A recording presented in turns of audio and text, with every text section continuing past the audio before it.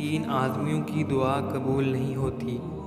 پہلا جو حرام مال کھاتا ہو، دوسرا جو بکثرت غیبت کرتا ہو، تیسرا جو کہ مسلمانوں سے حسد رکھتا ہو۔ ایک آدمی نے کسی بزرگ سے پوچھا، میرا اللہ اس وقت کیوں نہیں سنتا جب میں مانگتا ہوں؟ بزرگ نے مسکرا کر کہا، وہ تیرے گناہوں کی سزا بھی اس وقت نہیں دیتا جب تو کرتا۔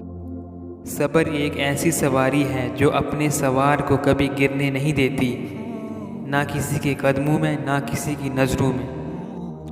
کسی بھی وجہ سے گناہ نہ کرو، کیونکہ وجہ ختم ہو جائے گی، گناہ نہیں۔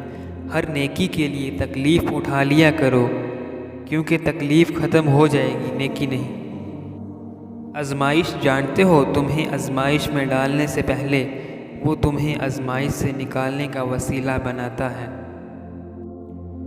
دوسروں کو سمجھانا مشکل ہو جائے تو خود کو سمجھا لینا بہتر ہوتا ہے۔ دو چیزیں اپنے اندر پیدا کر لیں، چپ رہنا اور معاف کرنا، کیونکہ چپ رہنے سے بڑا کوئی جواب نہیں اور معاف کر دینے سے بڑا کوئی انتقام نہیں۔ لوگ اپنی عزت اور انا دکھانے کے چکر میں اچھے سے اچھے رشتے کھو بیٹھتے ہیں۔ انسان کی چاہت ہے اڑنے کو پر ملے، اور پرندے سوچتے ہیں رہنے کو گھر ملے۔ ہم لوگ نیک بننا نہیں بلکہ خود کو نیک دکھانا اور کہلوانا چاہتے ہیں، اور یہ منافقت کا سب سے اعلیٰ درجہ ہے۔